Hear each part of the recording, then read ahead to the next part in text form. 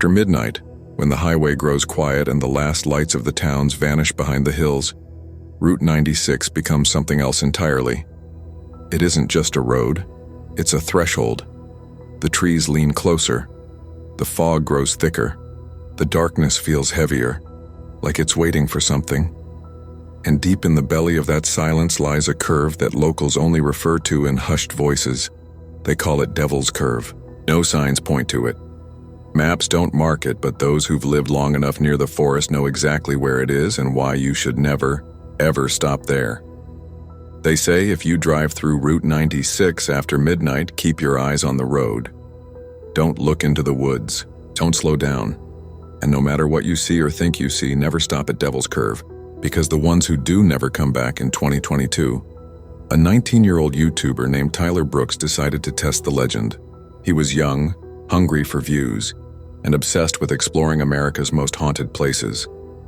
His channel, once filled with harmless ghost hunts and abandoned buildings, had started dipping in views. Desperate for attention, he picked Devil's Curve, a name whispered on dark corners of Reddit, only mentioned in threads that were quickly deleted or buried. Tyler announced to his audience that he was heading out at 11:45 p.m. to document the entire drive through Route 96 and prove that the legends were just myths. That was the last thing his subscribers ever heard from him. His car was found 2 days later, abandoned on the side of the road just beyond the sharp bend where the forest thickens unnaturally. The driver's side door was open. His phone was in the passenger seat, screen shattered. No signs of struggle, no footprints leading away. It was as if he had stepped out into the fog and simply dissolved into the night. Only one thing was recovered from the trip, a single corrupted video clip, barely 7 seconds long. The footage begins with static. Then Tyler's face appears briefly lit by the weak glow of his dashboard. He's sweating. He's whispering something, but the audio is warped, twisted, almost demonic. Behind him through the window, a dark silhouette stands at the tree line. Still, watching. Not moving. Just watching. The moment you blink, the figure is gone. Forensics couldn't explain the corruption. Some said it was a glitch. Others claimed it was deliberate. But the locals didn't need an explanation. They had seen this before. They've lost people before. And to this day, when the wind howls through the trees along that cursed road, the older folks shake their heads and say the same thing: the road took him. There's a reason locals call it the Devil's Curve. Officially, it's just a winding section of Route 96, a remote stretch of highway slicing through the dense forests of West Virginia.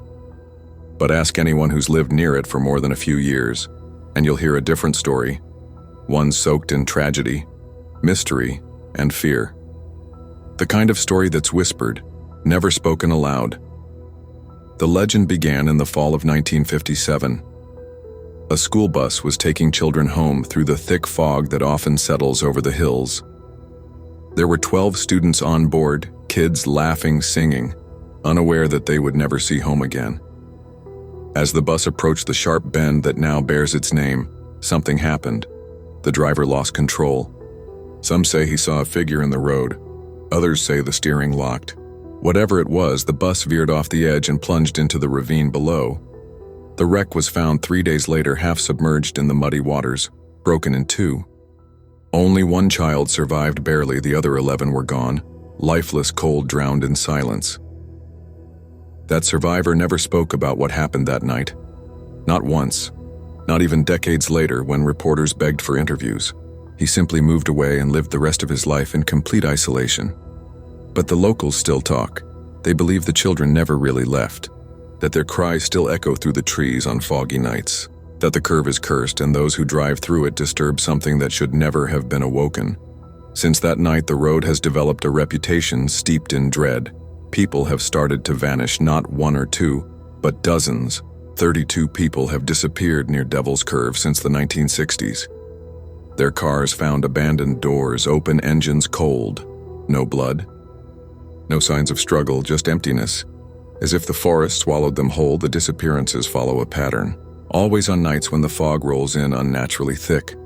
When the air turns cold even in summer. When sound seems to vanish into the trees, leaving only silence behind. No one knows why. but weather reports always fail to explain the sudden fog. It appears without warning and disappears just as fast. Even the equipment fails near the curve. CCTV footage turns black. Phones die even at full charge. GPS goes blank. Radios crackle with static. It's as if technology doesn't belong there, like the place rejects it. Police investigations go nowhere. They blame wild animals or driver mistakes, but locals know better. Wild animals don't drag away entire families without a trace. Driver error doesn't erase people completely, and accidents don't keep repeating in the same exact place year after year, generation after generation. There's something wrong with that road, something ancient, something patient. And every few years it takes another soul quietly without warning just to remind everyone that it's still watching. In the winter of 1999, a seasoned truck driver named Mark Henson took what should have been a routine haul through Route 96.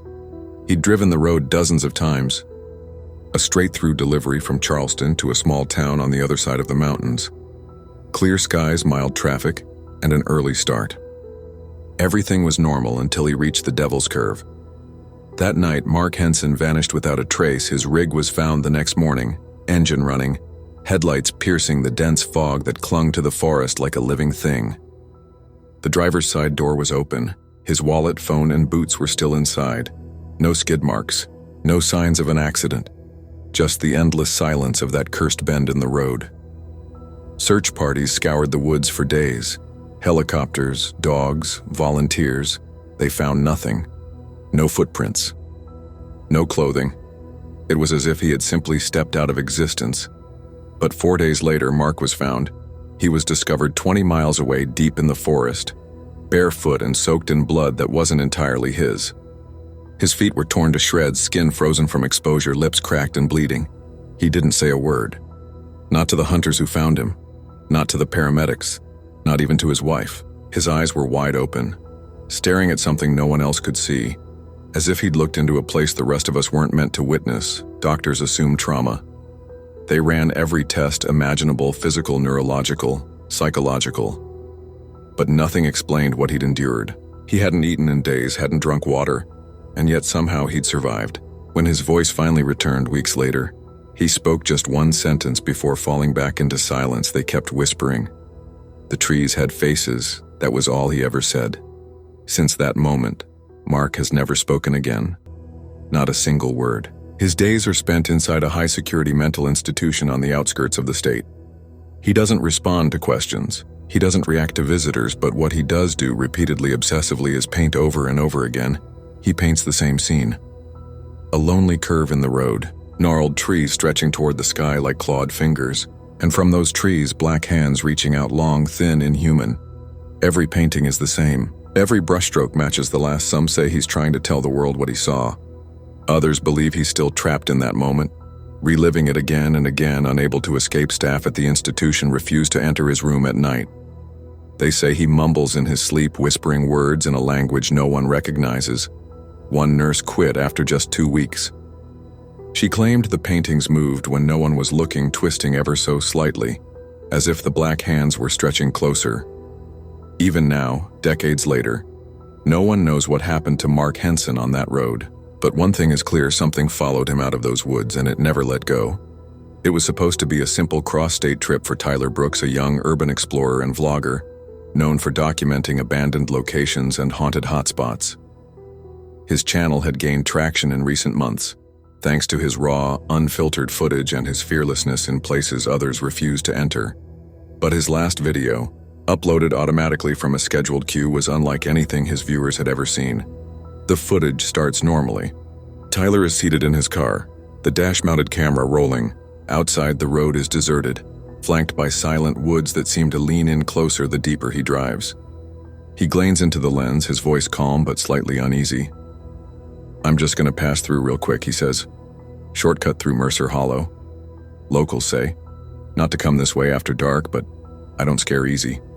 The air inside the vehicle is tense. The forest around him is unnaturally still. Not a single breeze rustles the trees. No animals, no crickets, just the dull hum of the car engine and the crunch of gravel under the tires. Then, without warning, the lights inside the car flicker. At first, it's subtle. A quick pulse from the dashboard lights, then the headlights dim, the camera glitches. The screen distorts for a split second, warping Tyler's face into something stretched and unrecognizable before returning to normal. He stops speaking mid-sentence, looks into the rearview mirror. Then, over his shoulder, the forest behind him is pitch black. He leans closer to the camera, confused. A faint knocking sound echoes through the silence. At first it's slow, almost like a branch tapping against glass.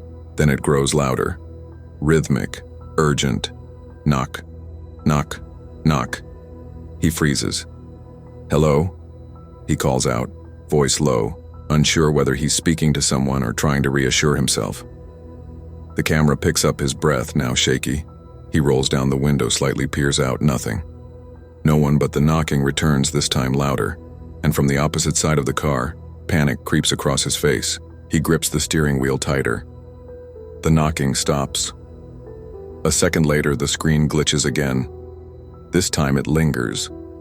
The distortion grows worse. The image warps. Colors invert for a heartbeat, and in that frozen moment, the final frame captures something chilling. In the rearview mirror, just behind Tyler's head, is a pale figure, hair hanging wet and lifeless. Mercer Hollow wasn't always just an empty road lost in the middle of nowhere. Long before the asphalt carved its way through the dense trees, the land had a different name, one that locals no longer speak out loud. Some say it was once the site of an unholy gathering, a place soaked in rituals, whispers, and unspeakable ceremonies. The elders still speak in hushed tones about a cult that thrived in the shadows of the forest, a group that believed death was not an end, but a passage to something darker. They say the cult performed blood rites on moonless nights, burying their sacrifices in shallow graves beneath the roots of the twisted trees. They believed the spirits would protect the land from outsiders and punish those who dared to cross without permission. After Tyler's footage leaked online, old stories began resurfacing. Whispers turned to rumors, rumors turned to fear. One tale in particular began spreading like wildfire. According to an old gas station attendant who's lived near Mercer Hollow his entire life, the road was cursed not just by the dead, but by something far worse. He told a story of a woman with pitch-black eyes who walks the road alone at night, her dress tattered, her face pale and expressionless. She appears to drivers asking for a ride. She doesn't speak, just points to the back seat. If you let her in, she sits silently. If you look at her in the mirror, she disappears. But if you speak to her, you never make it home. Others recall a chilling account from 2011 when a truck driver reported seeing a school bus crash on the side of the road. He said it looked like it had flipped, smoke rising from the hood, shattered glass everywhere.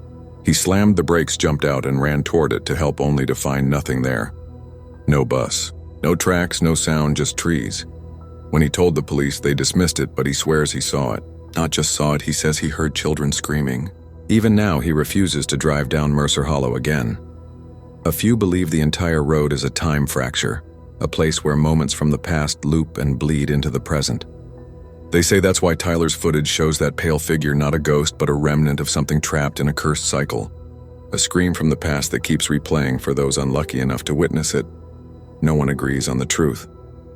But one thing is certain, those who go down that road alone don't always come back. And the ones who do, they're never quite the same. Their eyes dart to shadows, their sleep is broken, and they never talk about what they saw. Mercer Hollow remains quiet. But beneath that silence, something is watching. The road still lies there, slicing through the heart of West Virginia's wilderness like a scar carved into the earth, a scar that never fades, no matter how many years pass. In the daytime, it's deceptively quiet. Sunlight filters through the thick canopy of twisted branches, and to an outsider, it might even look peaceful. But the locals know that this road changes when the sun goes down. They say the air turns heavier, the trees lean in closer, and the silence isn't silence at all, it's breathing. The Devil's Curve has been taking people for decades, and it hasn't stopped. Every few years, like clockwork, someone disappears.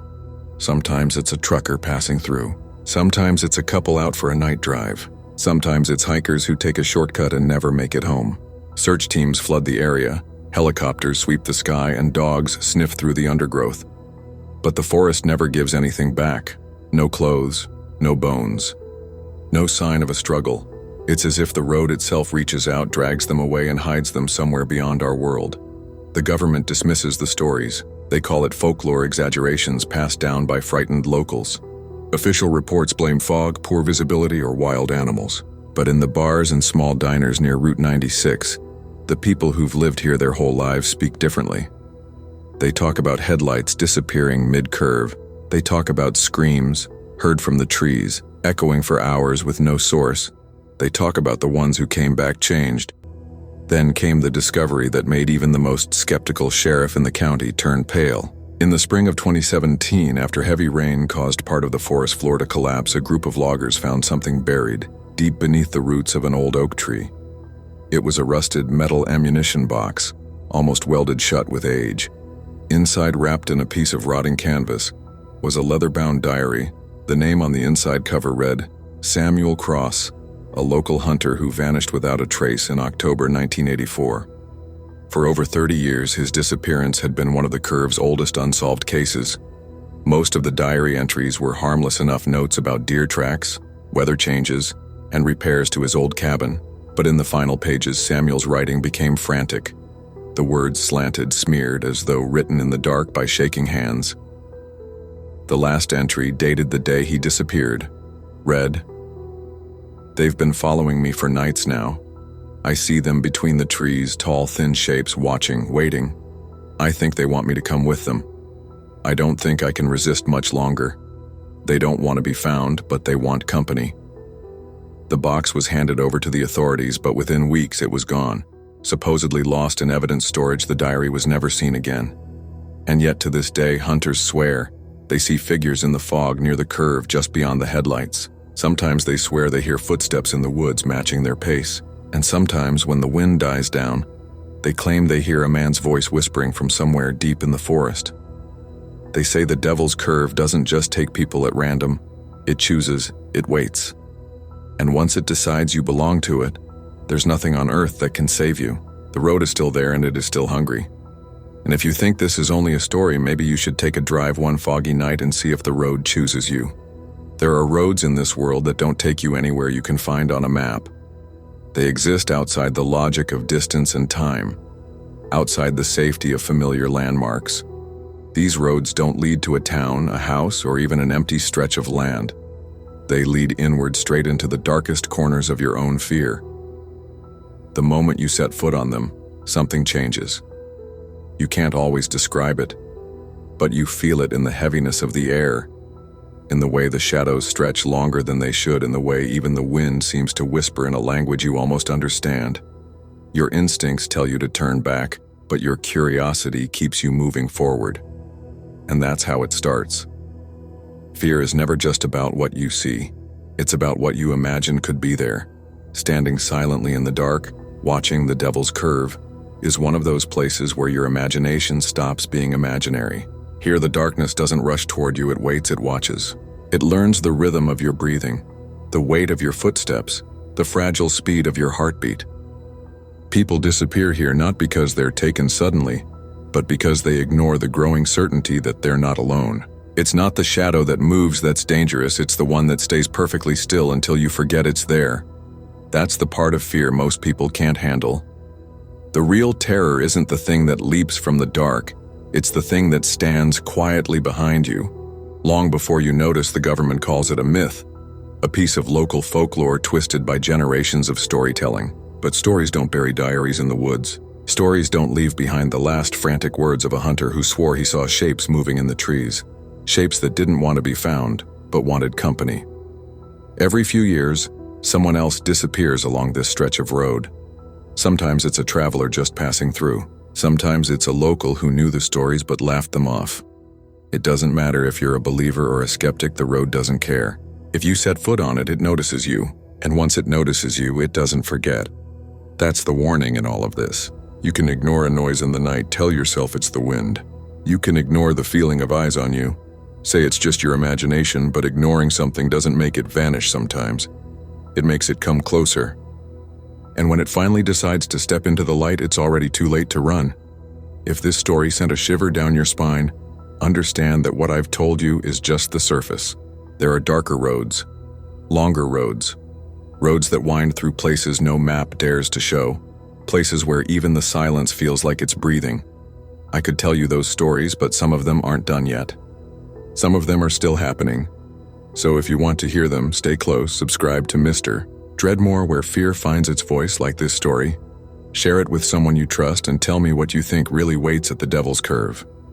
But do it soon, because there's one thing everyone agrees on. The road has patience. It can wait years for you, and when it's ready, it won't just take you somewhere, it will keep you forever.